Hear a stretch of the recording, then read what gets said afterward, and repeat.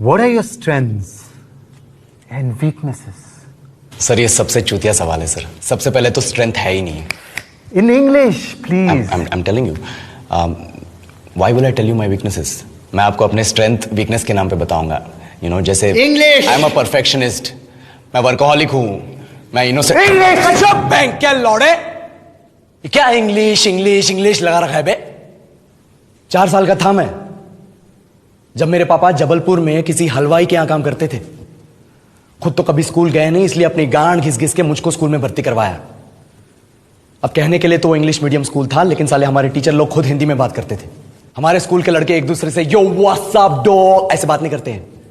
क्या भौंक रहा है तेरा लंडा आजकल है? ऐसे गले मिलते हैं. किसी तरह रट्टा मार मार के 10th तक पहुंचे तो पता चला कि जिंदगी में सफल होने के लिए एक ही तरीका है और वो है इंजीनियरिंग. सब यही कहते थे. माँ बाप, टीचर लोग, गली का वॉचमैन भी हमसे पूछता था, और भैया कैसी चल रही है आपकी तैयारी? भग बेंचो, तुमको क्या करना है? इसलिए हमारे स्कूल के बच्चे हम सब पहुंच गए बकरों की तरह. मैं IIT, मैं NIT. अरे जिस बच्चे ने अपने बाप को जलेबी तलते देखा है वो तो यही सोचेगा ना कि जिंदगी में पैसा ही सब कुछ है. I did not choose this engineering life, sir, and neither did this engineering life choose me. It was shoved down my throat by my teachers while my hands were tied to my back by my friends and my parents watched in silence. और English सुनेगा तो मादरचोद तो सुन. 10th के बाद 2 साल लग गए इस कॉलेज में घुसने के लिए. कोचिंग में निकाल दिए, ना कुछ खेले ना कुछ सीखे. और 2 साल बाद जब यहां पहुंचे तो पता चला कि बड़े शहरों के कॉन्वेंट स्कूल के पढ़े बच्चे जब अंग्रेजी में बात करते हैं तो मरे हुए फूल भी खिल उठते हैं. आहा, हवा में ऑक्सीजन की मात्रा बढ़ जाती है इनकी अंग्रेजी सुन के. और पूरे कॉलेज की लड़कियां इन इंग्लिश स्पीकिंग लड़कों को अपना जीवन साथी .com मान चुकी है. तुझे क्या लगता है?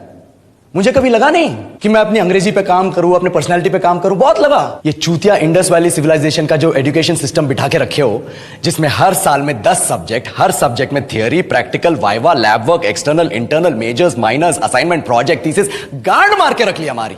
महीनों तक नहाना भूल जाते हम लोग और फिर हमारा परसेप्शन बना देते हो कि हम ऐसे ही रहना चाहते हैं. अब इस साल में एक बार कल्चरल फेस्टिवल आता है, एक बार. उसके लिए भी प्रोफेसर से भीख मांगनी पड़ती है. अरे बिना इंग्लिश बोले, बिना लड़कियों से बात किए कौन गांडू रहना चाहता है वैसे?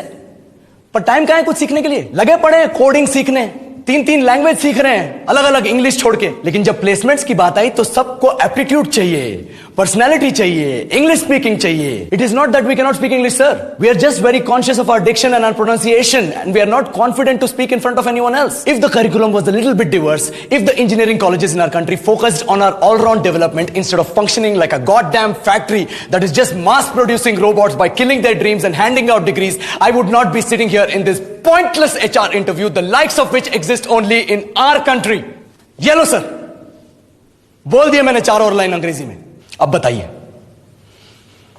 क्या मैं आपके मल्टीनेशनल कंपनी के लायक हूं? Do I have the potential to be a slave of your esteemed organization?